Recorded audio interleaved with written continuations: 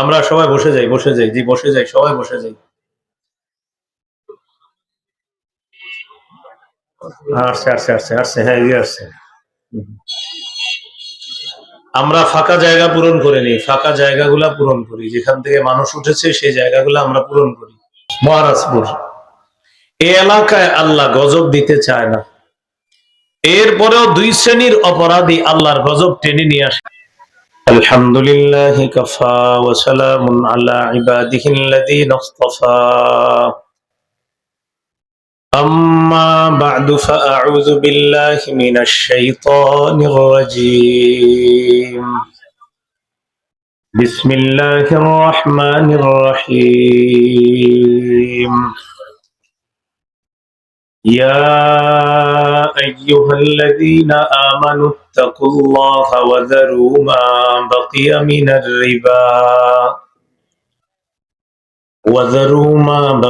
من الربا إن كنتم مؤمنين فإن لم تفعلوا فأذنوا بحرب من الله ورسوله وقال رسول الله صلى الله عليه وسلم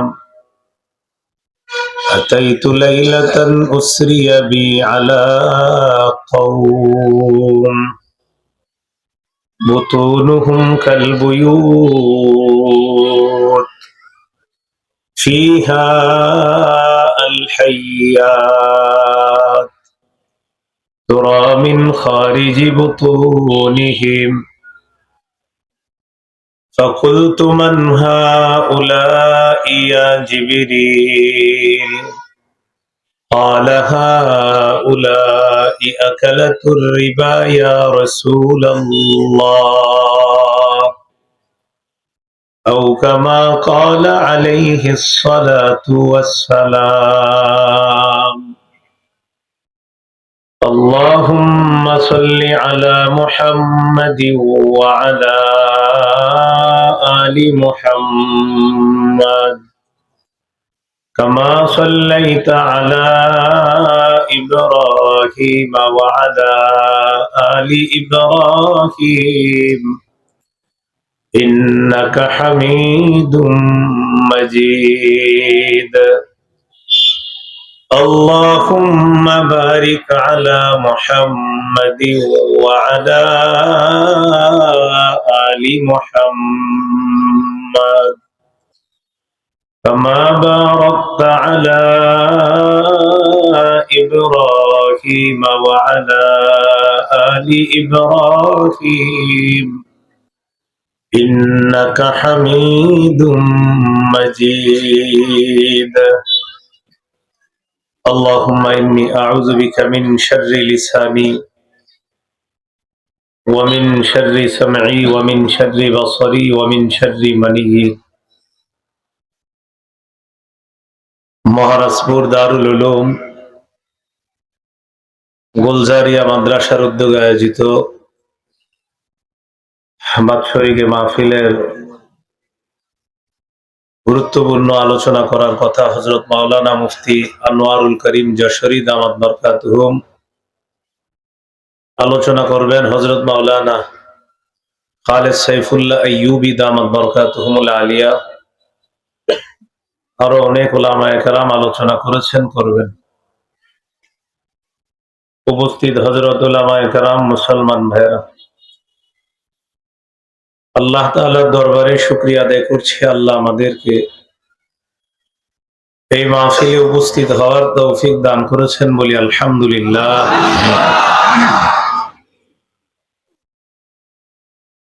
আমি আপনাদের সামনে সূরা বাকারার 279 নম্বর আয়াতে কারিমা তেলাওয়াত করেছি। এই আয়াতে আল্লাহ পাক রব্বুল আলামিন বলেন, হে ঈমানদারগণ, তোমরা আল্লাহকে ভয় করো।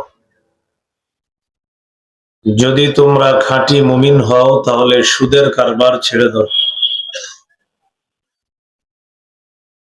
এই আয়াত আল্লাহ কেন নাজিল করলেন? মক্কার দুটি গোত্র, একটি গোত্রের নাম সাকিফ আর একটি গোত্রের নাম মাকজুমি গোত্র। এই দুই গোত্রের মধ্যে সুদী কারবারের লেনদেন হয়েছে। দুই গোত্র তখনও মুসলমান হয়নি। অমুসলিম অবস্থায় তাদের মাঝে সুদী লেনদেন হয়েছে। ফালাম্মা জাআল ইসলাম ওয়া দাখালু ফীহ,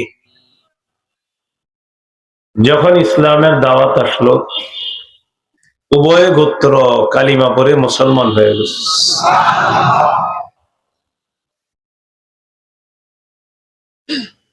মুসলমান হওয়ার পর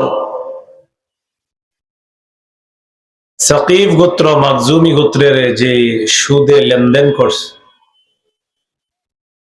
সাকিফ গোত্র মাকজুমি গোত্রের কাছে বকেয়া পাওনা চায়। আমরা তোমাদেরকে যে ঋণ দিয়েছিলাম সেই ঋণ তোমরা পরিশোধ করো সুদ সহ।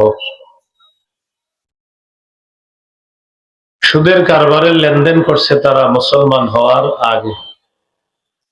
এখন একদল আরেক দলের কাছে সুদ চাইতেছে মুসলমান হওয়ার পরে।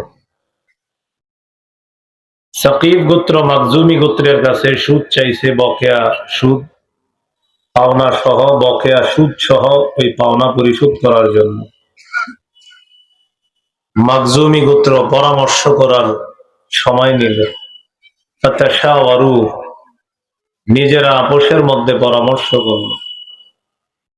পরামর্শ করে সাকিব গোত্রকে জানায় দিল, লা নুআদ্দির রিবা ফিল ইসলাম। মাকজুমি গোত্র সাকিব গোত্রকে পরামর্শ করে জানাইল, লা নুআদ্দির রিবা ফিল ইসলাম, ইসলামে সুদ দিব না।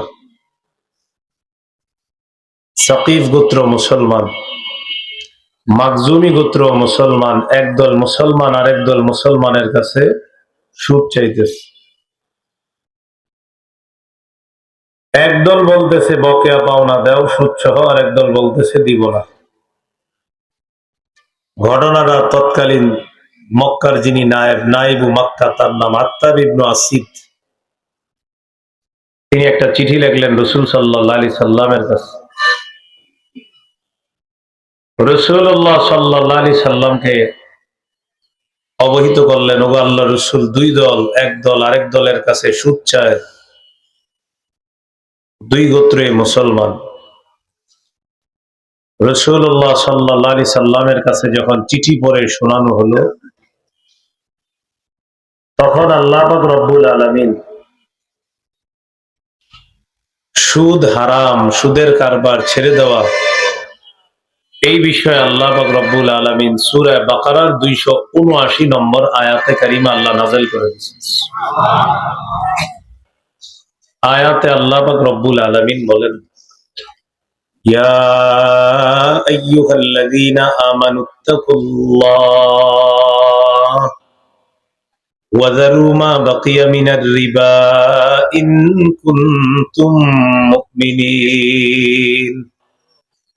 হে ঈমানদারগণ, তোমরা আল্লাহকে ভয় করো, যদি তোমরা মুমিন হও সুদের কারবার ছেড়ে দাও। এই ঘটনা মক্কার দুই দলকে জানানো হলো। সাকিব গোত্র যারা বকেয়া পাওনা চেয়েছে সুদ সহ, তারা এটা জানার পর তারা বললেন, নাতুবু ইলাল্লাহ, আমরা আল্লাহর কাছে তওবা করছি, আমরা আর কখনো সুদের কারবার করব না, আমরা সুদ থেকে ফিরে আসলাম। এই হলো এই আয়াত নাজিলের প্রেক্ষাপট।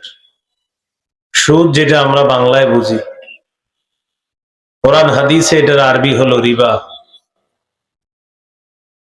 অভিধানে রিবার অর্থ হলো আয-জিয়াদা, অতিরিক্ত। আর রিবা ফিল লুগাতি আয-জিয়াদা ওয়াল মুরাদু ফিল কুরআনি ওয়াস সুন্নাহ কুল্লু জিয়াদাতিন লা ইউকাবিলুহা ইওয়াজ। আবিধানিক অর্থে রিবা অর্থ অতিরিক্ত। কোরআন হাদিসে রিবা দ্বারা উদ্দেশ্য হলো প্রত্যেক ওই অতিরিক্ত অংশ যা কোনো বিনিময় ছাড়া অর্জন করা হয়। হাদিসের একটা কিতাব আছে আল জামিউস সগীর, এই কিতাবের 6318 নম্বর হাদিসের বর্ণনা। عن علي بن أبي طالب رضي الله تعالى عنه আলী রাদিয়াল্লাহু তাআলা আনহুর বর্ণনা, তিনি বলেন, কুল্লু কারজিন জাররা মানফাআতান ফাহুয়া রিবা। প্রত্যেক এমন ঋণ যে ঋণের মোকাবেলায় উপকার লাভ করা যায় এটাই রিবা, এটাকেই সুদ বলা হয়। যে ঋণের বিপরীতে উপকার কামাই করা যায় এটাকেই সুদ বলা হয়, এটাকেই রিবা বলা হয়। হাদিসের কিতাব মুসান্নাফ আব্দুর রাজ্জাক, এই কিতাবের 14362 নম্বর হাদিস।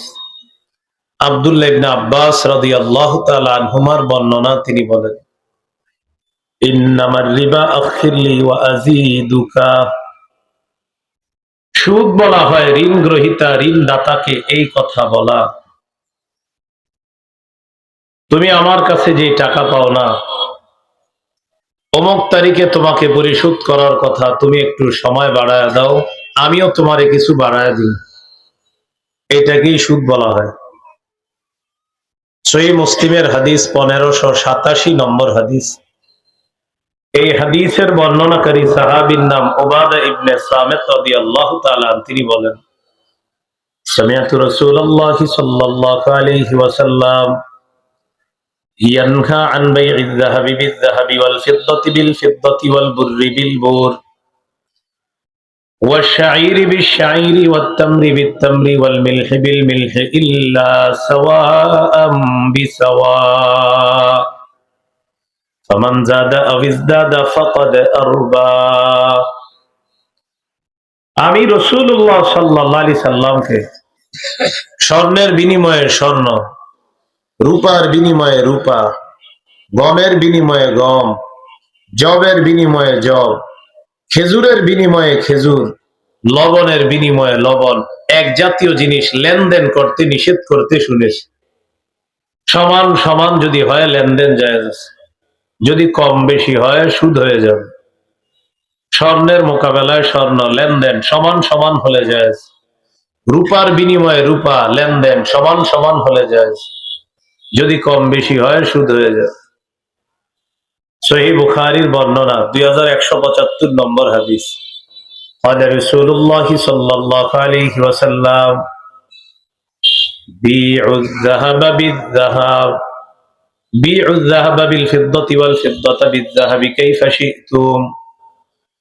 রাসূলুল্লাহ সাল্লাল্লাহু আলাইহি সাল্লাম বলেন, তোমরা স্বর্ণের মোকাবেলায় রূপা, রূপার মোকাবেলায় স্বর্ণ যেভাবে ইচ্ছা তোমরা ক্রয় বিক্রয় করো। স্বর্ণের বিনিময়ে রূপা, রূপার বিনিময়ে স্বর্ণ, যেভাবে ইচ্ছা তোমরা ক্রয় বিক্রয় করো, লেনদেন করো, কারণ এটা আলাদা, এটা কম বেশি জায়েজ। বিদায় হজের ভাষণ, সহিহ মুসলিমের বর্ণনা, 2840 নম্বর হাদিস। قال رسول الله صلى الله عليه وسلم ألا كل شيء من أمر الجاهلية تحت قدمي وربا الجاهلية تحت قدمي موضوع। রাসূলুল্লাহ সাল্লাল্লাহু আলাইহি সাল্লাম বলেন, শোনো, জাহিলি যুগের সমস্ত কুপ্রথা আমার দুই পায়ের নিচে। ওয়ারিবাল জাহিলিয়াতি তাহতা কদামাইয়া মাওদুউন, জাহিলি যুগের সুদ প্রথা আমার দুই পায়ের নিচে, এটাও পরিত্যাজ্য, এটাও নাজায়েজ, এটাও নিষিদ্ধ। বিদায় হজের ভাষণে রাসূলুল্লাহ সাল্লাল্লাহু আলাইহি সাল্লাম বুঝিয়ে দিলেন, জাহিলি যুগের যত কুপ্রথা আছে সব নিষিদ্ধ, জাহিলি যুগের সুদ প্রথা এটাও নিষিদ্ধ। আল্লাহ আমাদেরকে সুদ থেকে হেফাজত করেন। সূরা বাকারা 276 নম্বর আয়াতে আল্লাহ বলেন, ইয়ামহাকুল্লাহুর রিবা ওয়া ইউরবিস সাদাকাত। আল্লাহ তাআলা সুদকে মিটায়া দেয়, সদকাকে আল্লাহ বাড়ায়া দেয়। আল্লাহ সুদকে মিটায়া দেয়, সদকাকে আল্লাহ বাড়ায়া দেয়। এটা আমাদের অনেকের বুঝে আসে না। আমাদের চোখে সুদ এটা বাড়ে, সদকা কমে, কিন্তু আল্লাহ তাআলার কাছে সদকা বাড়ে, সুদ আল্লাহর কাছে বাড়ে না। সূরা রুমের 39 নম্বর আয়াতে আল্লাহ বলেন, ওয়ামা আতাইতুম মির রিবা লিয়ারবুয়া ফি আমওয়ালিন নাস ফালা ইয়ারবু ইনদাল্লাহ ওয়ামা আতাইতুম মিন যাকাতিন তুরিদুনা ওয়াজহাল্লাহ ফাউলাইকা হুমুল মুদঈফুন। আল্লাহ তাআলা বলেন, যে সুদ তোমরা মানুষকে দাও মানুষের সম্পদ বাড়ার জন্য, ফালা ইয়ারবু ইনদাল্লাহ, এটা আল্লাহর কাছে বাড়ে না। ওয়ামা আতাইতুম মিন যাকাতিন তুরিদুনা ওয়াজহাল্লাহ, মানুষকে যে যাকাত তোমরা দাও আল্লাহকে খুশি করার জন্য, আল্লাহ তাআলা বলেন যাকাত দাতাদেরকে জানায়া দাও, ফাউলাইকা হুমুল মুদঈফুন, যারা যাকাত দেয় তোমাদের চোখে তাদের সম্পদ কমে যায়, আল্লাহ বলেন তাদেরকে জানায়া দাও যাকাত দাতারা দুনিয়াতেও সম্পদ বাড়ায় দেয়, আখিরাতেও বহু গুণে সওয়াব বৃদ্ধি করে নেয়। এই আয়াতে আল্লাহ বুঝাইলেন সুদ আমাদের চোখে বাড়ে, আল্লাহর কাছে বাড়ে না। যাকাত আমাদের চোখে কমে, আল্লাহ বলেন না, যাকাতের মাধ্যমে মানুষ তার সম্পদ বাড়ায়, যাকাতের মাধ্যমে আখিরাতেও প্রচুর সওয়াবের মালিক হয়ে যায়। আমাদের সমাজে কিছু সুদ আছে, এটারে বলে চক্রবৃদ্ধি সুদ। এটার বিভিন্ন সূরত আছে। আপনার কাছে একজন 100 টাকা ঋণ নিবে, 10 টাকা সুদ দিবে, ও আবার এই 100 টাকা আরেক জায়গায় সুদে লাগাবে 20 টাকায়। এটা একটা নিয়ম, এটা কুমিল্লায় বলে গন্ডি সুদ। আর একটা নিয়ম আছে সুদের, ব্যাংকে আগামী সপ্তাহে আপনি ঋণ পরিশোধ করার কথা, সুদ সহ 1 তারিখ ওভার হয়ে গেলে সুদ বাড়বে, 2 তারিখ হয়ে গেলে সুদ আরো বাড়বে, 3 তারিখ হয়ে গেলে সুদ বাড়বে, মানে টাকা দিতে না পারলে সুদ বাড়তে থাকবে। চক্রাকারে বহুগুণের সুদ বৃদ্ধি করা এটাও নাজায়েজ, হারাম, নিষেধ। সূরা আলী ইমরানের 131 নম্বর আয়াতে আল্লাহ বলেন, ইয়া আইয়ুহাল্লাযীনা আমানু লা তাকুলুর রিবা আদআফাম মুদাআফা, হে ঈমানদারগণ, তোমরা বহুগুণে বৃদ্ধি করে সুদ খেও না, তোমরা বহুগুণে বৃদ্ধি করে সুদ খেও না। আল্লাহ আমাদেরকে, আমাদের এই সমাজকে সুদ থেকে হেফাজত করেন। এ হলো আজকের আলোচনার ভূমিকা। মূল আলোচনাটা আমরা এখন শুনবো মনোযোগ সহকারে। সুদের 16টা ভয়াবহতা এখন আমরা জানবো, বাস সুদের 16টা ভয়াবহতা জানবো, আলোচনা শেষ হয়ে যাবে ইনশাআল্লাহ। সুদের ভয়াবহতা কয়টা? 16টা জানবো আমরা। 1 নাম্বার ভয়াবহতা, সুদ হারাম এটা জানার পরেও যারা সুদ খাবে তারা যেন আল্লাহ আল্লাহ রসুলের সাথে যুদ্ধ করার প্রস্তুতি নেয়। আল্লাহ আল্লাহ রসুলের পক্ষ থেকে তার জন্য যুদ্ধের ঘোষণা করা হয়েছে, যারা সুদ হারাম এটা জানার পরেও যারা সুদ খাবে। সূরা আলী ইমরানের 279 নম্বর আয়াতে আল্লাহ বলেন, فَإِن لَّمْ تَفْعَلُوا فَأْذَنُوا بِحَرْبٍ مِّنَ اللَّهِ وَرَسُولِهِ,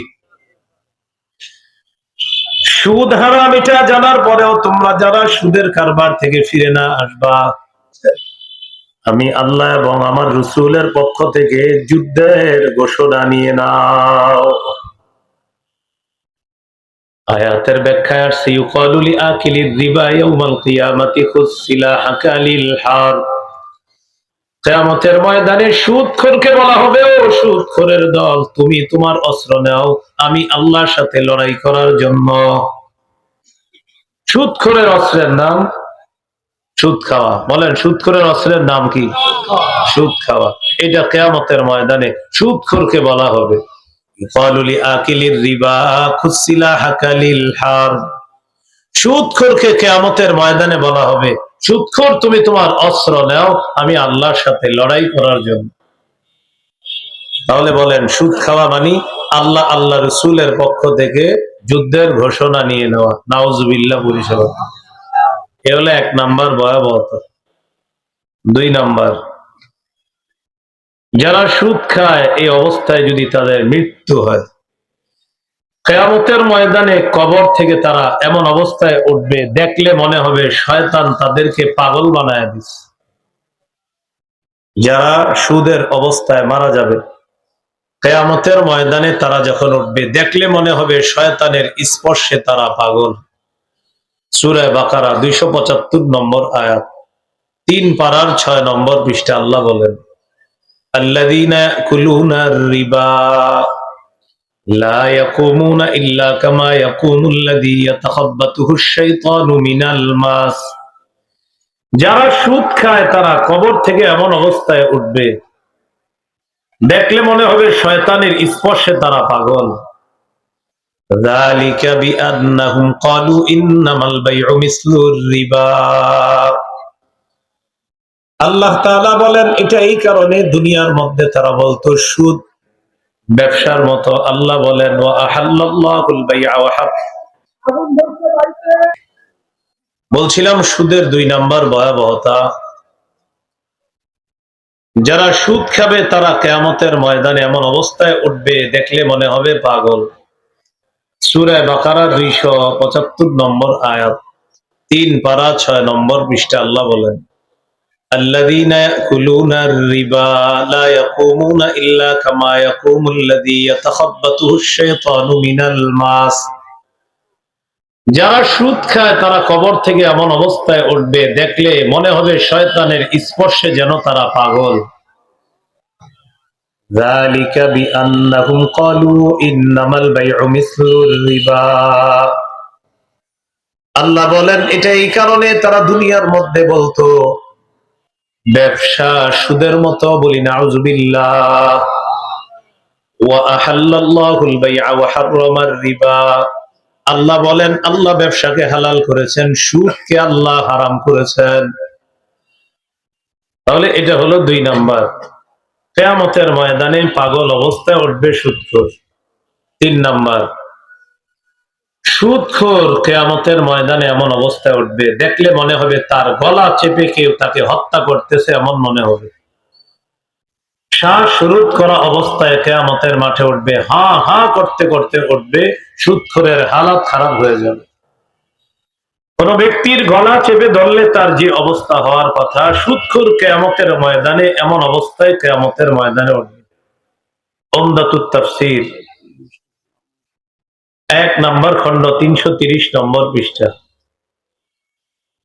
যেহেতু মোটামুটি ঠান্ডা পড়তেছে, আমরা এখন যদি একটু এগিয়ে এগিয়ে বসি, তাহলে এই আশেপাশের মানুষগুলা বসার জন্য সুযোগ পেয়ে যাবে ইনশাল্লাহ। আমরা একটু এগিয়ে বসি, একটু এগিয়ে বসি, সবাই সবাই একটু চেষ্টা করি, আল্লাহ তৌফিক দান করেন। বলছিলাম 3 নাম্বার, যারা সুদ খায় তাদের দেখলে মনে হবে তাদের গলাটা কেউ চেপে ধরছে, শ্বাস রোধ করে তাদেরকে হত্যার চেষ্টা চালাইতেছে। এই অবস্থায় সুদখোর কিয়ামতের ময়দানে উঠবে। উমদাতুত তাফসীর 1 নম্বর খণ্ড, 330 নম্বর পৃষ্ঠা। আব্দুল্লাহ ইবনে আব্বাস রাদিয়াল্লাহু তাআলা আনহুমার বর্ণনা, তিনি বলেন, আকিলুর রিবা ইউবআসু ইয়াউমাল কিয়ামাতি মাজনুনান ইউখনা। সুদখোরকে কিয়ামতের ময়দানে এমন অবস্থায় উঠানো হবে, দেখলে মনে হবে তার গলা কেউ চেপে ধরছে, তাকে পাগল মনে হবে। বলি নাউযুবিল্লাহ। এই গেল 3 নাম্বার। 4 নাম্বার, 4টি অপরাধে বান্দা হালাল রিজিক থেকে বঞ্চিত হয়। কয় অপরাধে? এর মধ্যে একটা হলো সুদ খাওয়া। 4 অপরাধের 1 নাম্বার জুলুম করা, 2 নাম্বার আল্লাহর রাস্তায় বাধা দেওয়া, 3 নাম্বার সুদ খাওয়া, 4 নাম্বার অন্যের সম্পদ অন্যায়ভাবে আত্মসাৎ করা। এই 4 অপরাধে বরাদ্দকৃত হালাল রিজিক আল্লাহ ছিনায় নেয়। সূরা নিসা 160 161 নম্বর আয়াতে আল্লাহ বলেন, ফাবিজুলমিম মিনাল্লাযীনা হাদু হাররামনা আলাইহিম তাইয়্যিবাত উহিল্লাত লাহুম ওয়া বিসাদ্দিহিম আন সাবিলিল্লাহি কাসীরা ওয়া আখযিহিমুর রিবা ওয়া ক্বাদ নুহু আনহু ওয়া আকলিহিম আমওয়ালান নাসি বিল বাতিল। আল্লাহ বলেন, 4টি অপরাধের কারণে ইহুদিদের জন্য বরাদ্দকৃত হালাল রিজিক আমি আল্লাহ হারাম করে দিলাম। 1 নাম্বার, ফাবিজুলমিম মিনাল্লাযীনা হাদু হাররামনা আলাইহিম তাইয়্যিবাত। ইহুদিরা জুলুম করার কারণে তাদের জন্য বরাদ্দকৃত হালাল রিজিক আমি আল্লাহ হারাম করে দিলাম। 2 নাম্বার, ওয়াবিসাদ্দিহিম আন সাবিলিল্লাহি কাসীরা, মানুষকে বেশি পরিমাণে আল্লাহর রাস্তায় বাধা দেওয়ার কারণে তাদের জন্য বরাদ্দকৃত হালাল রিজিক আমি আল্লাহ হারাম করে দিলাম। 3 নাম্বার, আখদিহিমুর রিবা ওয়া ক্বাদ নুহু আন, তাদেরকে সুদ গ্রহণ করা থেকে নিষেধ করা সত্ত্বেও তারা সুদের অর্থ গ্রহণ করেছে। এই সুদ গ্রহণ করার কারণে তাদের জন্য বরাদ্দকৃত হালাল রিজিক আমি আল্লাহ হারাম করে দিলাম। 4 নাম্বার, ওয়া আকলিহিম আমওয়ালান নাসি বিল বাতিল, মানুষের সম্পদ অন্যায়ভাবে আত্মসাৎ করার কারণে আমি তাদের জন্য বরাদ্দকৃত হালাল রিজিক হারাম করে দিলাম। 4 অপরাধে হালাল রিজিক আল্লাহ ছিনায় নেয়। 1 নাম্বার জুলুম করা, 2 নাম্বার আল্লাহর রাস্তায় বাধা দেওয়া, 3 নাম্বার সুদ খাওয়া, 4 নাম্বার মানুষের সম্পদ অন্যায়ভাবে আত্মসাৎ করা। আল্লাহ আমাদেরকে হেফাজত করেন। এই 4টি অপরাধ আমাদের মধ্যে যেন না আসে। জুলুম করা বড় খারাপ জিনিস, জুলুম এটা যেন কখনোই না, সেটা অন্ধকার। অন্ধকার এটা কি বলেন তো? অন্ধকার। আমাদের সমাজে বর্তমানে কিছু মানুষ আছে, এরা আবার জালেমকে জালেম বলতে চায় না, জালেমকে জালেম মানতে নারাজ, বলতে নারাজ। মনে রাখবেন, জালেমের সহযোগিতা করলে আগুন তাকে স্পর্শ করবে। এটা আসলে ঠিক কোরআনে আছে, সূরা হুদের 113 নম্বর আয়াতে আল্লাহ বলেন, ওয়ালা তারকানু ইলাল্লাযীনা যালামু ফাতামাসসাকুমুন নার, আল্লাহ বলেন তোমরা জালেমদের প্রতি ঝুঁকে পড়ো না, তাহলে আগুন তোমাদেরকে স্পর্শ করবে। জালেমদের প্রতি তোমরা ঝুঁকে পড়ো না, আগুন তোমাদেরকে স্পর্শ করবে। আয়াতের ছোট্ট একটা ব্যাখ্যা হলো এই, জালেমের 2-4টা ভালো কাজ দেখে তাকে প্রশংসার বন্যায় ভাসিয়ে দিও না। জি, এই আয়াতের ছোট্ট একটা ব্যাখ্যা হলো এই, জালেমের 2-4টা ভালো কাজ দেখে তাকে প্রশংসার বন্যায় ভাসিয়ে দিও না। তাহলে জুলুম করা এটা নিষেধ। 2 নাম্বার আল্লাহ রাস্তায় বাধা দেওয়া নিষেধ। 3 নাম্বার সুদ খাওয়া এটা নিষেধ। 4 নাম্বার মানুষের সম্পদ অন্যায়ভাবে আত্মসাৎ করা। এই 4 অপরাধের কারণে বরাদ্দকৃত হালাল রিজিক আল্লাহ হারাম করে দেয়। বলি নাউজুবিল্লাহ। এই গেল 4 নাম্বার। 5 নাম্বার, আপনাদের এই এলাকা মহারাজপুর, এই এলাকায় আল্লাহ গজব দিতে চায় না। এরপরেও 2 শ্রেণীর অপরাধী আল্লাহর গজব টেনে নিয়ে আসে। 1 নাম্বার সুদখোর, 2 নাম্বার ব্যভিচারকারী। তারা আল্লাহর গজব টাইনা এলাকার জন্য হালাল করে নেয়। বলি নাউজুবিল্লাহ। ক্বালা রাসূলুল্লাহ সাল্লাল্লাহু আলাইহি ওয়াসাল্লাম, ইযা যাহারা আয-যিনা ওয়ার-রিবা ফি ক্বরিয়াতিন ক্বাদ আহাল্লু বিআনফুসিহিম আযাবাল্লাহ। নবীজি বলেন, কোন এলাকার মধ্যে যখন 2টি অপরাধ বেড়ে যায়, 1 নাম্বার সুদের কারবার, 2 নাম্বার ব্যভিচার, এই সুদখোরের দল আর ব্যভিচারীর দলেরা আল্লাহর আযাব ওই এলাকার জন্য বৈধ করে নেয়, ত্বরান্বিত করে নেয়। বলি নাউজুবিল্লাহ। তাহলে সুদের কারবার আর ব্যভিচার যে এলাকায় বাড়বে, ওই এলাকায় আল্লাহ তাআলা গজব দেয়। দিতে না চাইলেও সুদখোরেরা গজব টাইনা নিয়ে আসে। না দেন আপনি, আমার দরকার আছে। 6 নাম্বার সুদখোরের কারণে এলাকায় অর্থনৈতিক গজব দেখা দেবে। সন্তান তার মায়ের দুধ পাবে না, শীতকালীন সবজি পাবে না, আগের মতো সিম হবে না, লাউ হবে না, পেঁপে হবে না। মাছের খামারে কৃষক তার মাছ পাবে না, ফার্মে তার আগের মতো ব্যবসা হবে না। এইভাবে প্রতিটা সেক্টরে যারা আছে তারা অর্থনৈতিক গজবের মধ্যে পড়বে সুদখোরের কারণে। মুসনাদে আহমদের হাদিস 17,822 নম্বর হাদিস। এই হাদিসের মধ্যে আছে, ক্বালা রাসূলুল্লাহ সাল্লাল্লাহু আলাইহি ওয়াসাল্লাম, মা মিন কওমিন ইউযহারু ফীহিমুজ যিনা ওয়ার রিবা ইল্লা উখিযু বিস-সানা। নবীজি বলেন, কোন এলাকার মধ্যে যখন সুদের কারবার বেড়ে যায়, ইল্লা উখিযু বিস-সানা, এই এলাকাকে দুর্ভিক্ষ দ্বারা পাকড়াও করা হয়, দুর্ভিক্ষের গজব ওই এলাকায় চাপিয়ে দেওয়া হয়। বিভিন্ন সেক্টরে মানুষ গজবের মধ্যে পড়বে। মানুষ যেই পেশার মধ্যে আছে ওই পেশায় বরকত হবে না, হালাল পেশায় মানুষগুলা বরকত পাবে না। সুদখোরের কারণে এই হালাল পেশার মধ্যেও গজব লেগে যায়। এই জন্য সুদখোরের পায়ে ধরেন, পায়ে ধরে বলেন, ভাই তুমি সুদের কারবার ছেড়ে দাও, না হয় এলাকা ছেড়ে দাও। হয়তো সুদের কারবার ছাড়ো, না হয় এলাকা ছাড়বে। এলাকা ছাড়লে আরেক এলাকায় গিয়েও তো সুদ খাবে, দুই এলাকায় গজব আনবে। আপনাদের অ্যালার্জি আপনারা শেষ করেন। এই জন্য সুদ থেকে আমাদের দেশের মানুষকে আল্লাহ হেফাজত করেন। এখন আবার আমাদের দেশে একটা হাস্যকর বিষয় আছে, যেমন আপনারা অনেকে বলেন যে অমুকে সুদখোর। কি বলেন? সবাই বলেন, কি বলে? অমুকে। আগে যারা ছিল তারা কি করছিল? হ্যাঁ, মনে করেন আমাদের রাষ্ট্র ব্যবস্থাই তো সুদের রাষ্ট্র। অতএব আপনি সুদখোর করলে সবাই বলবেন যে এটাও সুদখোর, এটাও সুদখোর। এজন্য আমরা সুদখোর বলার সময় নিজে সুদ খায়, কিন্তু বলে আরেকজনকে। এই দেশের রাষ্ট্র ব্যবস্থাই সুদের রাষ্ট্র ব্যবস্থা।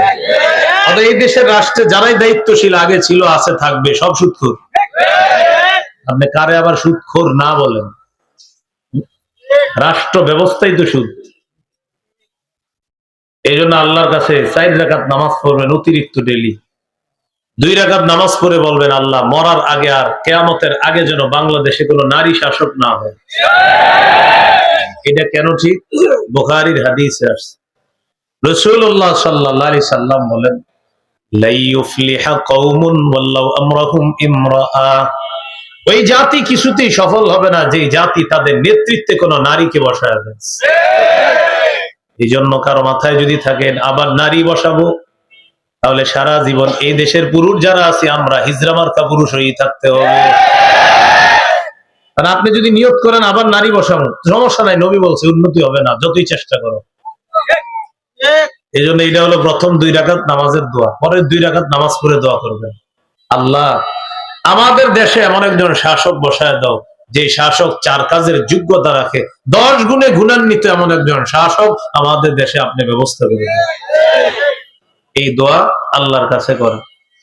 4 কাজের যোগ্যতা রাখে। 1 নাম্বার নামাজ কায়েম করবে, 2 নাম্বার যাকাত আদায় করবে, রাষ্ট্র অর্থ ব্যবস্থা এটা যাকাত ভিত্তিক অর্থ ব্যবস্থা করবে, 3 নাম্বার সৎ কাজের আদেশ করবে, 4 নাম্বার অসৎ কাজ থেকে নিষেধ করবে। মনে থাকবে দোয়াগুলা? নিয়মিত এই দোয়া করেন। কেউ যদি আপনি মনে মনে মনে করে থাকেন, হুজুর আপনি যতই বুঝান আমরা আবার এই ঘুরায় ফিরায় নারী আনবো, তো নবীর কথা আমি বলি না, আপনি আইনেন না, কিন্তু আপনি কপালে লিখে রাখবেন আমরা আবার নারী বসাবো, কারণ আমি বলদের মতো সারা জীবন হতভাগা থাকতে চাই, এটাও লিখেন। আবার বলি, এভাবে লিখবেন, আগামীতে নারী শাসক চাই, কেননা আমি বলদের মতো সারা জীবন হতভাগা থাকতে চাই। লিখবেন। কেন? নবী বলছে তোমার ভাগ্য জীবনে পরিবর্তন হবে না যদি নারী শাসক খালি বসাও, নবী বলে দিচ্ছে। আমি কিন্তু আপনাদেরকে নিষেধ করি নাই, কিন্তু আপনি এইভাবে স্লোগানটা উঠাবেন, আগামীতেও নারী শাসক চাই, কেননা সারা জীবন বলদের মতো হতভাগা থাকতে চাই। লিখবেন, কোনো সমস্যা নেই। আপনি ভাগ্য পরিবর্তনের প্রথম শর্ত নারী শাসক হওয়া যাবে না, এটা প্রথম শর্ত। বলছিলাম 6 নাম্বার গজব, যে এলাকায় সুদের কারবার বাড়ে ওই এলাকার মধ্যে অর্থনৈতিক গজব দেখা দেয়। এটা হলো 6। 7 নাম্বার, যারা সুদ খায় ওই অবস্থায় যদি মারা যায় কিয়ামত পর্যন্ত তাদের পেটের মধ্যে সাপ দৌড়াদৌড়ি করতে থাকবে। ইবনে মাজার হাদিস 2273 নম্বর হাদিস। قال رسول الله صلى الله عليه وسلم أتيت ليلة أسري بي على قوم। নবীজি বলেন মেরাজের রাতে একদল মানুষের পাশ দিয়ে গেলাম, মানুষগুলার দিকে তাকাইলাম, তাকায় দেখলাম বুতুনুহুম কাল বুয়ুত, তাদের পেটগুলা বিশাল বড় বাড়ির মতো, মানুষের পেট বিশাল বড় বাড়ির মতো, ফিহা আল হাইয়াত তুরা মিন খারিজি বুতুনিহিম, বাহির থেকে তাকায় দেখলাম তাদের পেটের মধ্যে বিশাল বড় বড় সাপ দৌড়ায়। আমি জিবরিল আমিনকে প্রশ্ন করলাম, মান হাউলাই ইয়া জিবরিল, জিবরিল আরা কারা? জিবরিল আমিন জবাব দেয়, হাউলাই আকালাতুর রিবা ইয়া রাসূলুল্লাহ, হুজুর এরা হলো সুদখোরের দল, কিয়ামত পর্যন্ত তাদের পেটের মধ্যে সাপ দৌড়াদৌড়ি করতে থাকবে। কয় নাম্বার হলো? 7 নাম্বার। আপনারা মাঠে আছেন সবাই? জান্নাতের ওয়াজ করলে তো জোরে জোরে আওয়াজ দেন। সুদের ওয়াজ যদি মনে হয় যে আমার সামনে কেউ নাই, আসলে তো অনেক মানুষ। জান্নাতের ওয়াজ করলে কি করে জানেন? নারে তাকবীর, আল্লাহু আকবার, সুবহানাল্লাহ, এরকম জান্নাতের ওয়াজ করলে সুবহানাল্লাহর আওয়াজে আরো মানুষ আইসা পুরো আশেপাশে প্যান্ডেলের ধারণ ক্ষমতার বাইরে চলে যাবে জান্নাতের ওয়াজে। সুদের ওয়াজ না, অনেকে মোটামুটি কাছে আইছিল, আয়া কয় থুর যাবো না। আর যারা আইসা গেছেন এখন টেনশনে আছে, যারা বসছে কয় উঠে গেলে আবার যদি সন্দেহ করে, এই জন্য বসে রয়েছে। উঠেন না, উঠেন না, জেনে উঠবেন সবাই ভাববো কি। আল্লাহ আমাদেরকে হেফাজত করে। আমি আশাবাদী আপনাদের মাঠে যারা বসা কেউ এই কাজের সাথে জড়িয়ে নাই, আপনারা এটা আশা রাখি, বাকি আল্লাহ ভালো জানে। হ্যাঁ, এটা মানে আশা আর কি। তো আসলে এটা মানে আমার মানে এটা মানে ক্ষীণ আশা। কি আশা? এগুলো 7 নাম্বার। 8 নাম্বার, যারা সুদ খাবে কিয়ামত পর্যন্ত রক্তের নদীতে সাঁতার কাটতে থাকবে। পেটে সাপ আবার রক্তের নদীতে সাঁতার কাটবে। সহিহ বুখারী 2085 নম্বর হাদিস। قال رسول الله صلى الله عليه وسلم رأيت الليلة رجلين أتيان। নবী বলেন, গত রাতে 2 ব্যক্তিকে আমি দেখলাম আমার কাছে আসছে। আসার পর আমার 2 হাত ধরে আমাকে সামনের দিকে নিয়ে যায়, আমিও তাদের সাথে চলতে লাগলাম। যাইতে যাইতে হাত্তা আতাইনা আলা নাহরিম মিন দাম, যাইতে যাইতে একটা নদীর কাছে গেলাম, রক্তের নদী। ওই নদীর মধ্যে তাকাইলাম, তাকায় দেখলাম ফিহি রাজুলুন কাইম, নদীর মাঝখানে এক ব্যক্তি দাঁড়িয়ে আছে। ওয়া আলা ওয়াসতিন নাহরি রাজুলুন বাইনা ইয়াদাইহি হিজারা, নদীর কিনারায় এক ব্যক্তি, তার সামনে পাথর আর পাথর। নবীজি বলেন, নদীর মাঝখানের লোকটা সাঁতার কাটতে কাটতে নদীর কিনারায় রওনা করছে। যে মাত্র লোকটা নদীর কিনারায় যায়, রামাল্লাযী আলা ওয়াসতিন নাহরি বিহাজারিন ফিহি ফাআলকামাহু হাজারা রাদ্দাহু হাইসু কান। যেই মাত্র নদীর কিনারায় যায়, নদীর কিনারার লোকটা একটা পাথর ওই সাঁতারকাটির মুখ বরাবর মেরে দেয়। সাঁতারকারীর মুখের মধ্যে যখন পাথরটা লাগে, ওই লোকটা আবার নদীর মাঝখানে চলে যায়। নবীজি বলেন, কুল্লামা রাজা রাদ্দাহু হাইসু কানা, যখন এই লোকটা নদীর কিনারায় যায়, পাথরের আঘাতে লোকটা আবার নদীর মাঝখানে চলে যায়। জিবরিল আমিন আমাকে বললেন, আল্লাযী রাআইতাহু ফিন নাহরি আকিলুর রিবা, হুজুর যাকে রক্তের নদীর মধ্যে সাঁতার কাটতে দেখলেন, এই লোকটা হলো সুদখোর, কিয়ামত পর্যন্ত সাঁতার কাটতে থাকবে, নদীর কিনারায় পৌঁছতে পারবে না। নাউজুবিল্লাহ।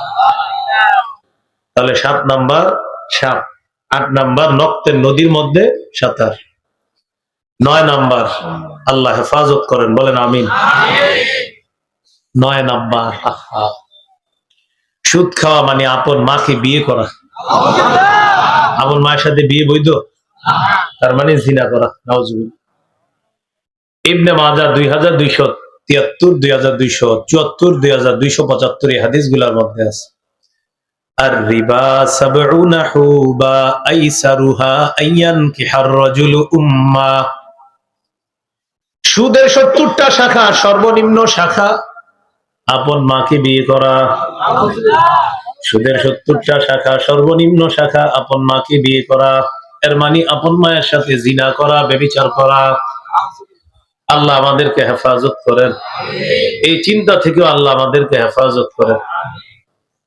এই হলো 9 নাম্বার আলোচনা। যারা শুনছেন, মারা ছেলেরে সুদ খাইতে দিয়েন না, স্ত্রী স্বামীকে সুদ খাইতে দিয়েন না, কন্যা ছেলে যারা আছেন বাবাকে সুদ খাইতে দিয়েন না। এখানে যারা আমার বয়ান শুনছেন, ছেলে আছেন যারা, আপনার বাবা যদি সুদের কারবার করে থাকে, বাবাকে আপনি বলেন, আব্বা আমি টিউশনি করে হালাল টাকা কামাই করব, আপনি আমারে হারাম টাকায় শার্ট প্যান্ট কিনে দিতে হবে না। মেয়েরা আপনার বাবাকে বলেন হারাম টাকায় যেন আপনাকে কসমেটিক্স না দেয়। আমি আশাবাদী পরিবারের সবাই যখন ইনকাম সোর্স যে মানুষটা পরিবারের, তাকে যখন বলবে হালাল টাকা ঘরে আনবেন, হারাম টাকা আমরা ছুঁয়েও দেখবো না, আমরা আশাবাদী এই লোকটা খুব দ্রুত সুদ থেকে ফিরে আসবে ইনশাআল্লাহ। এই হলো 9 নাম্বার। 10 নাম্বার, সুদ খাওয়া মানে দুনিয়া ধ্বংস করা, আখেরাতও বরবাদ করা। সহিহ বুখারীর বর্ণনা 2766 নম্বর হাদিস। قال رسول الله صلى الله عليه وسلم اجتنبوا السبع الموبقات। নবীজি বলেন তোমরা 7টি ধ্বংসাত্মক অপরাধ থেকে বাঁচো। সাহাবীরা বললেন ওমা হুন্না ইয়া রাসূলুল্লাহ, হুজুর এই 7টি ধ্বংসাত্মক অপরাধ কি আপনার কাছে জানতে চাই। নবীজি বললেন 1 নাম্বার আশিরকু বিল্লাহ, আল্লাহর সাথে শিরিক করা। 2 নাম্বার সিহরু, জাদু করা। 1 নাম্বার শিরিক করা, 2 নাম্বার সিহরু, জাদু করা। জাদু খারাপ জিনিস। এক ছেলে এক মেয়ের বিয়ে করতে পারে না, এখন উনি আর এই মেয়ের ছাড়া বাঁচবে না, কুফর করে জাদু করে মেয়ের বিয়ে বন্ধ করে রাখছে, বন্ধ করে সুপুরুষের পরিচয় দিছে যে আমি একজন সুপুরুষ। এটা কি সুপুরুষ না কাপুরুষ? আপনি কোন মেয়ের বিয়ে বন্ধ করবেন, এটা কেন করবেন? এটা ঠিক না। আল্লাহ আমাদেরকে হেফাজত করেন। নবীজি বলেন 7টি ধ্বংসাত্মক অপরাধ। 1 নাম্বার শিরিক করা, 2 নাম্বার সিহরু, জাদু করা। আপনাদের এলাকায় যদি কোনো ঘরে এমন মনে হয় যে কোনো মেয়ের বিয়ে হচ্ছে না জাদুর কারণে, কোন মেয়ের বিয়ে হচ্ছে না কুফরির কারণে, ওই মেয়েকে সূরা বাকারা পড়তে বলেন। মেয়ের মা বাবা সূরা বাকারা পড়বে। সহিহ মুসলিমের হাদিসে আসছে লা তাসতাতিউল বাতলা, যে ঘরে সূরা বাকারা তেলাওয়াত করা হবে জাদুকরেরা সূরা বাকারার সাথে পারবে না, জাদুকরেরা হেরে যাবে, সূরা বাকারা জিতে যাবে। নবীজি বললেন 7টি ধ্বংসাত্মক অপরাধ। 1 নাম্বার শিরিক করা, 2 নাম্বার জাদু করা, 3 নাম্বার কতলুন নাফসিল্লাতী হারামাল্লাহু ইল্লা বিল হক, অন্যায় ভাবে কোন মানুষকে হত্যা করা। আমাদের দেশে এখন হত্যা করা স্বাভাবিক বিষয় হয়ে দাঁড়িয়েছে। আমাদের দেশে একজন আরেকজনকে হত্যা করে, 30-40 জনে হত্যাকাণ্ড ভিডিও করে, ঠিক মতো মাইকটা হয়েছে কিনা এটা ভিডিও করে, ভিডিও করার পর ফেসবুকে আপলোড দেয়। আপনারা বলেন যারা ভিডিও করছে তারা বাধা দিলেই তো হয় না, বাধা দেয় না কেন? দেয় না। বাধা যদি দেয় ভিডিও হবে না, ভিডিও যদি না হয় ফেসবুকে আপলোড হবে না, ফেসবুকে যদি আপলোড না হয় আমার পেজটা সারা পৃথিবী চিনবে না, পেজ সারা পৃথিবী চিনবে না। এজন্য আমি যখন ইউটিউবারদেরকে বলি ভিডিও করেন না, হেরা অপেক্ষা থাকে আমি নি কোনো খারাপ ব্যবহার করি। আমি তো খারাপ ব্যবহার জীবনে করবো না, কারণ হেরা অপেক্ষাতে এটাই রেকর্ড করে কালকে ছাড়বো। আমি কোনটা খারাপ কিছু বলবো কালকে ছাড়বে, আমার পাগলে পাইছে, আমি কিচ্ছু করবো না, আমি মাইক টেনে থেকে বসে থাকবো। বুঝলেন? এরা অপেক্ষা থাকে যে এই হুজুর একটু খারাপ আচরণ করুক আর কালকেই ছাড়বো। জি না, এই আশা করে ভুলেও লাভ হবে না। 1/2 ঘন্টাও যদি না ভাবান, 1/2 ঘন্টা এমনি থাকবো। খারাপ আচরণ পাবেন না, যেটা আপনি আগামীকাল ফেসবুকে ছেড়ে দিয়ে করবেন বাস ভাইরাল হয়ে গেলাম। জি না, এটা সম্ভব হবে না। আল্লাহ আমাদেরকে বুঝার তৌফিক দান করে। সবাই শুধু এখন নেশায় ঘুরতেছে, নেশা। প্রত্যেকের কি এখন নেশা। এই ওস্তাদ কাছে নিয়ে বুঝাইছে, ছবি তোলা এখন বুঝছো মানুষের নেশা হয়ে গেছে। বললাম হুজুর বুঝান, মানে আমারই খোঁচা দিছে হুজুরে, আমারই কতক্ষণ ইচ্ছা মতো সবার সামনে লজ্জা দিচ্ছে। তোর যে পরিমাণ ছবি ফেসবুকে, আল্লাহর কাছে কি কবি, এগুলা রূহ দিতে পারবি? আমারে কয়।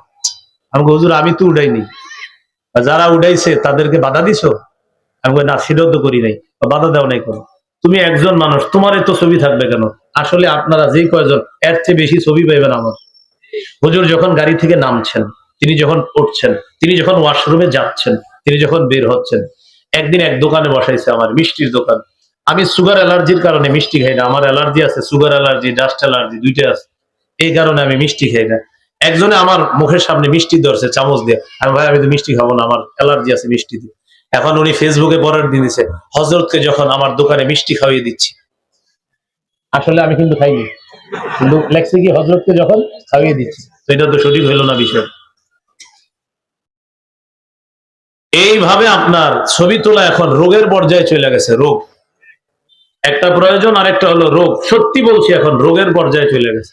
মানে কোথাও গেলেই দেখবেন একটা রোগ। রোগ, এই রোগ থেকে দেখবেন জাতি আস্তে আস্তে আবার বেরিয়ে আসবে। মানুষ এখন বুঝতেছে যে না, এটা রোগ। দেখবেন এখন আবার বাটন ফোনের ছয়লাভ শুরু হইতেছে আবার। এখন দেখবেন বাটন ফোনের প্রচুর অ্যাড চলতেছে, অ্যাড। মানুষ আসলে ফিরে যেতে হবে। আমাদের বুজুর্গ সাদা দাড়িওয়ালা মুরব্বীদের যে চিন্তা চেতনা, ওটাতেই মানুষ ফিরে যেতে হবে, ওটাতেই শান্তি, ওটাতে মানুষ ফিরে যাবে। উপায় নাই, কারণ আর্টিফিশিয়াল আইসা, এআই আইসা আপনি বুঝবেন না কোনটা আসল কোনটা নকল। যেমন আমি আপনাদের সামনে বয়ান করতেছি, এই বয়ান দেখবেন আগামী বছর আপনাদের এলাকায় না আসলেও পিছনে ব্যানার তারিখ থাকবে যে আরিফ বিন হাবিব আমাদের এলাকা কাঁপিয়ে গেলেন। আসলে কিন্তু আসিনি আমি, এআই দিয়ে সুন্দর ভিডিও বয়ান বানায় ফেলবে, এবং দেখবেন আমি বয়ান করতেছি, সামনে সবাই বলতেছে ঠিক ঠিক, এবং মানুষও স্লোগান দিতেছে, আশেপাশে বাতাস হচ্ছে, কেউ পানি খাওয়াইতেছে। আপনার মনে হবে বাস্তব চিত্র, কিন্তু পুরাটাই ফেক, আর্টিফিশিয়াল। এটা দাজ্জালের কাজ। বলেন কার কাজ? দাজ্জাল মানুষকে ভুলের দিকে নিয়ে যাওয়ার একদম চূড়ান্ত চেষ্টা চালাচ্ছে। এজন্য আমাদের বড়রা, বুজুর্গরা মানুষকে আবার মূলের দিকে ফেরানোর চেষ্টা চালাচ্ছে। আল্লাহ আমাদেরকে কথাগুলা বোঝার তৌফিক দান করেন। 10 নাম্বার গজবের কথা বলতেছিলাম। সুদ খাওয়া মানে দুনিয়া ধ্বংস করা, আখিরাত ধ্বংস করা। 7টি ধ্বংসাত্মক অপরাধ। 3 নাম্বার মানুষ হত্যা করা। আপনাদের এই ব্যানার বা এই প্যান্ডেলের উপর একটা চড়ুই পাখি বসা, ধরে নেন কোন ব্যক্তি এই চড়ুই পাখিটা অন্যায় ভাবে হত্যা করছে। নাসাই শরীফের বিশুদ্ধ হাদিস, قال رسول الله صلى الله عليه وسلم من قتل عصفورا عبسا عج الى الله يوم القيامه। নবীজি বলেন, কোন ব্যক্তি যদি কোন চড়ুই পাখিকে অনর্থক হত্যা করে, চড়ুই পাখি কিয়ামতের ময়দানে আল্লাহর কাছে মামলা দায়ের করবে। চড়ুই পাখি আল্লাহকে বলবে, ইন্না ফুলানান কাতালানি আবাসা ওয়া লাম ইয়াকতুলনি লিমান ফাআ। আল্লাহ আমাকে অনর্থক হত্যা করেছে। মাবুদ, এই ব্যক্তি আমাকে কোনো উপকারে হত্যা করে নাই। আল্লাহ, এই ব্যক্তি যদি বিসমিল্লাহ বলে জবাই করে আমাকে খাইতো, আমি তার জন্য হালাল ছিলাম। আল্লাহ, আমার কোনো অপরাধ ছিল না, আমি গাছে বসা ছিলাম, শুধু শুধু লোকটা আমাকে হত্যা করছে। চড়ুই পাখি আল্লাহর কাছে মানুষের বিরুদ্ধে বিচার চায়। তাহলে বলেন, মানুষ যদি মানুষ অন্যায় ভাবে হত্যা করে, বিচারটা কেমন হবে? এখন আবার বিচার চাইলেও মুশকিল, বিচারও চাওয়া যাইতেছে না। কি চাওয়া যায় না? আরে বলেন না কেন জানেন? আপনারা হত্যাকারীরে হত্যাকারী বলতেই নারাজ। কি ঠিক? আসলে আপনারা এরকম বলেন নাকি? হ্যাঁ, এরকম কেউ আছে হত্যাকারীরে হত্যাকারী বলেন না? আছেন না? এখন আমাদের সমাজে জুলুম মাফ করার নতুন নিয়ম। সব তাকান আমার দিকে সবাই। উনি আমার উপর জুলুম করছে আর উনি এটা মাফ করে দেয়, বুঝেন নাই? এদিক তাকান, আবার আমার দিয়ে বুঝায় আমি ওনার উপর জুলুম করছি, মাফ করলে কে করবে? আমি ওনার উপর জুলুম করছি, মাফ করে উনি। এইটা চলতেছে এখন, মাফ করে দিলাম। আপনাকে মাফ করার, আমি জুলুম করছি তার উপরে মাফ তিনি করবে, হা বা না তিনি করবে, উনি মাফ করে এসে কে? আপনাকে মাফ করার। বলেন আমার সাথে সবাই, জালেমের, আবার জালেমের, জুলুমের বিচার না হওয়া, মাজলুমের উপর আরো জুলুম। মাথা রাখবেন, জালেমের জুলুমের বিচার না হওয়া, এটা মাজলুমের উপর আরো জুলুম। আর এলাকার কেউ যদি কোনো জালেমের পক্ষপাতিত্ব করেন, সূরা হুদের 113 নম্বর আয়াত, আগুনের অপেক্ষা থাকেন। খুব সাবধান। তাহলে 3 নাম্বার মানুষ হত্যা করা। 4 নাম্বার ওয়া আকলুর রিবা, সুদ খাওয়া। 5 নাম্বার ওয়া আকলু মালিল ইয়াতীম, এতিমের সম্পদ অন্যায় ভাবে ভক্ষণ করা। 6 নাম্বার আত-তাওয়াল্লি ইয়াউমাজ যাহফি, জিহাদের ময়দান থেকে পলায়ন করা। 7 নাম্বার ওয়াকফুল মুহসানাতিল মুমিনাতিল গাফিলাত, সতীসাধী মুমিন নারীর উপর মিথ্যা অপবাদ দেওয়া। এই 7টি ধ্বংসাত্মক অপরাধ। এর মধ্যে 4 নাম্বার আকলুর রিবা, সুদ খাওয়া। আল্লাহ আমাদের সমাজ, ব্যক্তি, পারিবারিক জীবন সহ পুরো রাষ্ট্রটাকে সুদ থেকে হেফাজত করে। 11 নাম্বার, যে সুদ দেয়, যে সুদ নেয়, যে সুদের কারবার লেখে, যে সুদের সাক্ষী দেয়, 4 শ্রেণীর উপর আল্লাহ রাসূলের অভিশাপ। নাসাই শরীফের হাদিস 5103 নম্বর হাদিস। عن علي بن أبي طالب رضي الله تعالى عنه أن رسول الله صلى الله عليه وسلم لعن آكل الربا وموكلا وكاتبا وشاهدا। আলী রাদিয়াল্লাহু তাআলা আনহু বলেন, যে ব্যক্তি সুদ দেয়, যে ব্যক্তি সুদ নেয়, যে ব্যক্তি সুদের কারবার লেখে, যে সুদের সাক্ষী দেয়, 4 শ্রেণীর উপর আল্লাহর অভিশাপ। নাউযুবিল্লাহ। 4 শ্রেণীর উপর আল্লাহর অভিশাপ। এইগুলো 11 নাম্বার। 12 নাম্বার আমার সাথে একটু বলেন, বলেন জেনে শুনে সামান্য সুদ খাওয়া 36 বার, জিনা করার চেয়ে বড় অপরাধ করা। সামান্য সুদ খাওয়া জেনে শুনে কয়বার? জিনা করার চেয়ে বড় অপরাধ। মুসনাদে আহমদ হাদিসের কিতাব 21957 নম্বর হাদিস। এই হাদিসের মধ্যে আছে দিরহামু রিবান ইয়াকুলুহু আর-রাজুলু ওয়া হুয়া ইয়ালামু আশাদ্দু মিন 36 জিনা। জেনে শুনে সামান্য পরিমাণ সুদ খাওয়া 36 বার জিনা করার চেয়ে বড় অপরাধ করা। 13 নম্বর গজব, কোন ব্যক্তি যদি সুদের লেনদেন অবস্থায় মারা যায়, আল্লাহ নিজের উপর ওয়াজিব করে নেয়, ওরে আমি জান্নাত দিব না। আবার বলি, 13 নম্বর গজব, কোন ব্যক্তি যদি সুদের লেনদেন অবস্থায় মারা যায়, আল্লাহ নিজের উপর ওয়াজিব করে দেয়, ওরে আমি জান্নাত না দেওয়া আমি আল্লাহ নিজের উপর ওয়াজিব করে নিলাম। সুদ ছেড়ে দেন। আজকে মারা গেলে কালকে একদিন। আপনি যাদের জন্য সুদের অর্থ দিয়ে সুদের টাকা বাড়াইতেছেন, ওরা আপনারে কালকেও মনে রাখবে না। এই কালকে মাটির নিচে দাফন করে এসে বলবে খাল্লি বাল্লি। আগে মানুষ মানুষকে 2-3 বছর মনে রাখতো, এখন আর কেউ কাউরে মনে রাখে না। আপনি জিজ্ঞাসা করেন না, উত্তর পাড়ার মানুষের দক্ষিণ পাড়া সম্পর্কে জিজ্ঞাসা করেন, ভাই অমুকরে চিনেন? বলবে অমুকে, হ্যাঁ চিনি তো।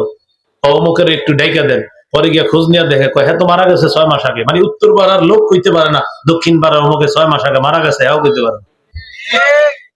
এখন মানুষ মানুষকে মনে করে না। 4 কোণার জিনিস পকেটে আসার পর মানুষ মা বাবা বিবি সন্তান সবাইরে ভুলে যেতেছে, কেউ কাউরে মনে করে না। এই 4 কোণার জিনিসটা পকেট থেকে যেদিন আপনার 4 কোণার জিনিস পকেটে আসছে, আপনি বললাম তো আপনি আমার কথা অন্যদিকে নেন, আজকে নিজেরে পরীক্ষা করেন, আপনি কি পরিমাণ এই 4 কোণা জিনিসটারে সময় দেন আর কি পরিমাণ মা বাপরে সময় দেন, আজকে পরীক্ষা করেন। সব ভুলে যেতেছে। আল্লাহ আমাদেরকে হেফাজত করেন। বলছিলাম, আপনি মারা গেলে প্রিয় ভাইয়ের একটু মন দেন, কালকে আপনারে কেউ মনে রাখবে না। আব্বারা বাবারা চাচারা শোনেন, আপনি আজকে মারা গেলে সত্যি বলছি, কালকে আপনার রাতের বেলা আপনার মেয়েরা আপনার স্ত্রীর কি বলবে জানেন? আম্মা আমরা যার যে স্বামীর বাড়িতে যেতে হবে, তো এটা ফয়সালা হয়ে যাক। ফয়সালা বুঝছেন? আগামীকাল রাতে, আজকে মারা যান, কালকে রাতে আপনার মেয়েরা এই কথা বলা শুরু করবে। এই জোরে ঠিক বললেন কেন? মেয়েদের কথা বলাতে মানে মেয়েদেরকে না দেওয়ার পক্ষে রাখি? এটা আবার আপনাদের ঠিকের আওয়াজে মনে হয়েছে কি হুজুর বেশি চাই, দেই না? না না, দিতে হবে। বুঝাইতে চাইলাম, মেয়েরা তো তাদের হক পাবেই, কিন্তু বুঝাইতে চাইলাম যে আপনি যাদের জন্য করতেছেন, ওরা কালকে আপনার সম্পত্তি নিয়ে কথা শুরু করবে, ভুলে যাবে আপনার। ভাই ছেড়ে দেন, সুদ ছেড়ে দেন, আজকে ছেড়ে দেন। যারা এই কাজের সাথে আছেন আজকে ছেড়ে দেন, আল্লাহর হস্তে ছেড়ে দেন, পায়ে ধরে বলছি ছেড়ে দেন। এখানে যদি কেউ থাকেন এমন যে হুজুর, আমি বলছি না কেউ আছেন, কিন্তু কেউ যদি থাকেন যে আমি সুদ ছাড়বো এক শর্তে, আমি মঞ্চে আসলে আপনি আমার পায়ে ধরতে হবে, তাহলে ছাড়বো। এই আলেমদেরকে সাক্ষী রেখে আল্লাহর কসম করে বলি, আপনি মঞ্চে আসেন, আপনার পায়ে ধরবো আমি, আপনি সুদ ছাড়েন, আসেন। বললাম তো। যদি বলেন না এখানে না, আপনি গাড়ি নিয়ে সামনে যাবেন, অন্ধকারে যাওয়ার পর আপনি আমার পায়ে ধরবেন, ঠিক আছে। আপনি অন্ধকারে কোন সুদের কারবারে লেনদেন ব্যক্তি, অন্ধকারে আপনাদের আজকের মুতাইম সাহেবের সাথে কথা বলে অন্ধকারে যান, আমি সেখানে যাব আপনার পায়ে ধরার জন্য, আপনি এটা ছাড়েন। মানে এটা নিয়ে আমি পড়াশোনা করার পর যেটা বুঝছি, বড় ভয়ঙ্কর পরিস্থিতি হবে আখেরাতে, আল্লাহর রাস্তায় এটা ছেড়ে দেন। তো বলছিলাম 13 নাম্বার গজব, সুদি লেনদেন করা অবস্থায় মারা গেলে আল্লাহ নিজের উপর ওয়াজিব করে নেয় তাকে জান্নাত না দেওয়া। আল মুস্তাদরাক লিল হাকিম হাদিসের কিতাব 2260 নম্বর হাদিস। এই হাদিসের বর্ণনাকারী আব্দুল্লাহ ইবনে ওমর রাদিয়াল্লাহু তাআলা আনহুমা তিনি বলেন, আরবাউন হাক্কুন আলাল্লাহ আল্লা ইউদখিলাহুমুল জান্নাতা ওয়া লা ইউযিকুহুম নাঈমাহা। চার শ্রেণীকে জান্নাত না দেওয়া আল্লাহর হক, তাদেরকে জান্নাতের নিয়ামত আস্বাদন না করানো আল্লাহর হক। এক নাম্বার মুদিমিনুল খামরি, যে ব্যক্তি মদ পান করা অবস্থায় মারা যাবে তাকে জান্নাত না দেওয়া আল্লাহর হক, মদ্যপ অবস্থায় যে মারা যাবে। দুই নাম্বার আকিলুর রিবা, যে ব্যক্তি সুদ খায় তাকে জান্নাত না দেওয়া আল্লাহর হক। তিন নাম্বার আকিলু মালিল ইয়াতীম, এতিমের সম্পদ আত্মসাৎকারী, এই ব্যক্তি যদি মারা যায় তাকে জান্নাত না দেওয়া আল্লাহর হক। চার নাম্বার আল আকুলি ওয়ালিদাই, পিতা মাতার নাফরমান সন্তান, তাকে জান্নাত না দেওয়া আল্লাহর হক। এই চার শ্রেণীকে জান্নাত না দেওয়া আল্লাহ নিজের উপর ওয়াজিব করে নিয়েছেন। এর মধ্যে একজন হলো সুদখোর। আল্লাহ আমাদেরকে হেফাজত করেন। 14 নাম্বার গজব। রাসূলুল্লাহ সাল্লাল্লাহু আলাইহি সাল্লাম বলেন, কিয়ামতের আগে তিনটি অপরাধ খুব বেড়ে যাবে, এর মধ্যে একটি হলো সুদের কারবার। قال رسول الله صلى الله عليه وسلم يظهر الزنا والربا والخمر بين يدي الساعة يظهر الزنا والربا والخمر। নবীজি বলেন কিয়ামতের আগে পাল্লা দিয়ে তিনটি অপরাধ বাড়বে, ঝড়ের বেগে বাড়বে। এক নাম্বার আয-জিনা, ব্যভিচার বাড়বে। দুই নাম্বার আর-রিবা, সুদের কারবার বাড়বে। তিন নাম্বার আল-খামরু, মদ বাড়বে। এই তিনটি অপরাধ নবী বলছে বাড়বে। আপনারা বলেন বাড়বে না বেড়েছে? আল্লাহ আমাদেরকে হেফাজত করেন। 15 নাম্বার, রাসূল সাল্লাল্লাহু আলাইহি সাল্লাম বলেন শেষ জামানায় আমার উম্মতের সবাই সুদ খাবে। নাউজুবিল্লাহ। এটা ব্যাখ্যা দিয়েছে নবী। আবার সবাই সুদ না খাইলেও সুদের হাওয়া সবার গায়ে লাগবে। নবী এভাবে বলছে সবাই সুদ খাবে, পরে সাথে সাথে ব্যাখ্যা দিয়েছে সবাই ডাইরেক্ট সুদ না খাইলেও ইনডাইরেক্ট সবার পেটে অথবা শরীরে সুদের ছোঁয়া লেগে যাবে। আপনি কি মনে করতেছেন আপনাদের সামনে যে পাঞ্জাবি পরে আমি বয়ান করতেছি, এই পাঞ্জাবিতে কোনো অন্যায় কিছু লাগে নাই এরকম মনে করতেছেন? এটা আমার হাত পর্যন্ত আসার আগে যে ঘটনা ঘটছে আপনি জানেনও না কি ঘটছে। আপনাদের এই বাজারে যে চাউল আসে, চাউলের বস্তাটা, এটা আসার আগে যে ঘটনাগুলো ঘটে সেটা আপনার মাথায়ও নাই। সেটা অনেক ঘটনা ঘটে। জাহাজ দিয়ে যদি আসে সেখানে এলসির মাসালা আছে একটা, এই মাসালা করতে গিয়ে যেই পরিমাণ ভয়ঙ্কর সুদি কাজ কারবার হয় সেখানে, যদিও আপনি সুদের কারবার করেন না, কিন্তু আপনার এই পণ্যটা সুদি কারবারের ছোঁয়া লেগে আপনার বাজারে আসছে। আমরা মাজুর খাইতেছি। শাইখুল ইসলাম তাকি উসমানী হাফিজাউল্লাহর ঘটনা মুফতি দেলোয়ার সাহেব শুনাইছেন আল মারকাজুল ইসলামী দামি তখন বলি শহীদুল্লাহ ফজলুল বারী রাহিমাহুল্লাহর কাছে। হযরত ওই জায়গায় ইফতা বিভাগের সবক উদ্বোধন করতে আইসা বলছে যে আমি শাইখুল ইসলামকে নিজ চোখে দেখছি, হযরত খানা খায় আর চোখের পানি পড়ে, শাইখুল ইসলামের চোখ দিয়ে পানি পড়ে। এটা আমাদের মুফতি দেলোয়ার সাহেব শুনাইছেন। কেন? আমরা জিজ্ঞাসা করছি হযরত আপনি ভাত খাওয়ার সময় চোখে পানি পড়ে কেন? তো শাইখুল ইসলাম জবাব দিছে, এই খাদ্য আমাদের হাত পর্যন্ত আসার আগে অনেকগুলা ভয়ঙ্কর অপরাধ ঘটে, উম্মতকে অপরাধগুলা থেকে যদি বাঁচাইতে পারতাম এই জন্য আমার চোখে পানি আসে। আমার আপনার পর্যন্ত হালাল যে পণ্যটা আমার আপনার পেটে যাইতেছে, এই কাপড়, এই চাদর, আগে যে ঘটনাগুলা ঘটে সেটা আমার আপনার ধারণ ক্ষমতার বাইরে কি কি ঘটতেছে। এই জন্য নবী বলছে ডাইরেক্ট খাবে না, কিন্তু আমার উম্মতের গায়ে ছোঁয়া লেগে যাবে, এমন ভাবে সুদের ছোঁয়া লাভ হবে, উম্মতের গায়ে সুদের হাওয়া লেগে যাবে। আবু দাউদের 3331 নম্বর হাদিস। قال رسول الله صلى الله عليه وسلم لا يأتين على الناس زمان لا يبقى أحد إلا أكل الربا। নবীজি বলেন আমার উম্মতের উপর এমন একটা সময় আসবে যে সময় আমার উম্মতের সবাই সুদ খাবে। ওয়াইল্লাম ইয়াকুলহু আসাবাহু মিন বুখারিহি, সুদ যদিও ডাইরেক্ট না খায় সুদের হাওয়া সবার গায়ে লাগবে। সহজে উদাহরণের মাধ্যমে বুঝেন, কোন ব্যক্তি আপনাকে এক কাপ চা পান করানোর জন্য দোকানে নিয়ে গেছে, এক কাপ চা পান করা আপনার জন্য নাজায়েজ, নাজায়েজ আছে। দোস্ত আসো চা খাওয়াই। আপনি এক কাপ চা পান করলেন, চা পান করার পর আপনি চলে গেলেন, কিন্তু তিনি 5 টাকা চায়ের বিল দিছে সুদের 5 টাকায়। নবী বলেন তুমি ডাইরেক্ট সুদ খাও নাই, কিন্তু তোমার পেটে সুদের ছোঁয়া ঢুকায় দিস। নবী বলছেন ডাইরেক্ট খাও নাই, তুই পেটে হাওয়া ঢুকে গেছে। হুজুর কেমনে? আমি তো খাইনি, আরেকজন তোমার অজান্তে খাওয়াই দিস। এখন আপনি এসে নামাজে দাঁড়াইছেন, আল্লাহু আকবার, ইবাদত ভালো লাগতেছে না। কি ঘটনা? আমি তো হারাম খাই না, ইবাদত ভালো লাগে না কেন? 18 পারা 4 নম্বর পৃষ্ঠায় সূরা মুমিনুনে আসছে কুলু মিনাত তাইয়্যিবাত ওয়া আমালু সালিহা, হালাল খাও, নেক আমল করো। নেক আমলের পূর্ব শর্ত হালাল খাওয়া। এখন আপনি তো হালালই খান, কিন্তু আপনার আজকে ইবাদতে মন বসতেছে না। ঘটনা কি জানেন? সুদের ছোঁয়াকে জানি পেটে ঢুকাইয়া দিছে, এই জন্য ইবাদতে মজা পাচ্ছেন না। যদিও আপনার কোনো গুনাহ হয় নাই, কিন্তু ছোঁয়া তো লেগে গেছে গায়ে। আল্লাহ আমাদেরকে হেফাজত করেন। সর্বশেষ গজব 16 নাম্বার, বলেন সুদের শেষ পরিণতি ভিক্ষা করা। হ্যাঁ, সবাই বলেন সুদের শেষ পরিণতি ভিক্ষা করা। উদাহরণটা সহজভাবে বুঝেন। এক ব্যক্তি এই এলাকার 10 জনরে সুদে ঋণ দেয় প্রতি মাসে। এই 10 জন গরিব সুদ পরিশোধ করতে করতে করতে করতে আগের চেয়ে আরো গরিব হয়। তাহলে সুদে আমাদের চোখে একজন ধনী হয় আর সব গরিব হয়। বিপরীত দিকে 10 জনকে যদি জাকাত দেওয়া হতো, তারা কি জাকাত আর ফিরে আনতো? আরে বলেন, ফিরে আনতো? তাহলে জাকাতে গরিব ধনী হয়, সুদে গরিব আরো গরিব হয়, এক পর্যায়ে ভিক্ষুক হয়। নবী বলেন সুদের শেষ পরিণতি ভিক্ষা করা। বাস্তবিক অর্থে আমাদের এই দেশের অর্থগুলা যারা চুষে খাইছে, এরাই উন্নতি করতে পারছে। আর আমাদের প্রত্যেকের মাথা পিছু 1,07,000 টাকা ঋণ রেখা আমাদেরকে ফকির বানায়। কত মাথা পিছু? 1,07,000। কত 8-10 মাস আগের রিপোর্ট। আমাদের আজকে যে সন্তানটা জন্ম নেয়, ও 1,07,000 টাকা ঋণ নিয়ে জন্মগ্রহণ করে। ঋণের বোঝা। তাহলে কি শিখলাম? আমাদের দেশের রাষ্ট্র ব্যবস্থা জাকাত ভিত্তিক না সুদ ভিত্তিক? আর সুদ ভিত্তিক মুসলমানের রাষ্ট্র অর্থ ব্যবস্থা শেষ পরিণতি বাস ভিক্ষা। আমরা খালি ভিক্ষা করি, চীন আমেরিকা ওদের কাছে ভিক্ষা করতে থাকি। এই ভিক্ষায় কিছু মানুষের লাভ হয়, আর আমরা ফকির থেকে আরো ফকির হই। মনে রাখেন, ভিক্ষায় কিন্তু কিছু মানুষের লাভ হইতেই থাকে, হইতেই থাকে। আপনি খালি গরিব হইতেই থাকবেন, গরিব হইতেই থাকবেন। আর কিছু মানুষের টিউশনি করে 3টা টিউশনি করে কয়টা বাড়ি করছে?